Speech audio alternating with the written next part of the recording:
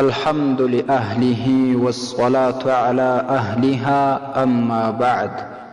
معززو یورور پختنه کړې ده چې نسوار په خوله کې وي ذکر کول څه حکم لري؟ الجواب وبالله التوفیق. محترمه علما او فقها لیکي چې د ذکر د آداب څخه دا ده چې خوله باید صفا وي.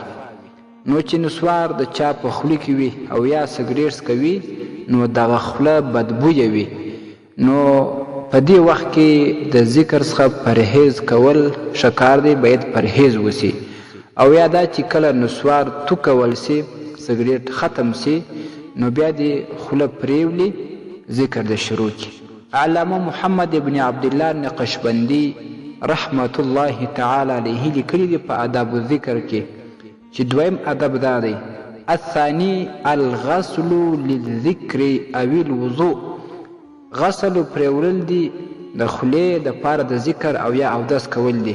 وکان ابو یزید رحمه الله، ابو یزید رحمه الله داسې و چې یتوضأ ویغسل فمه، هغه به اودس کوي یا به خپله خوله پریولله بماء ورد، په اوبو د ګل باندې د ګلاب په اوبو باندې خوله پریولل. کل ما اراد ذکره، هر هغه وخت چې کله به اراده د ذکر وکړله. نو دا د ذکر د آدابو څخه ده چې باید خوله ورته پاکه سي. البهجة السنیه فی آداب النقشبندیه، آداب الذکر 50 صفحه. والسلام علیکم ورحمة الله وبرکاته.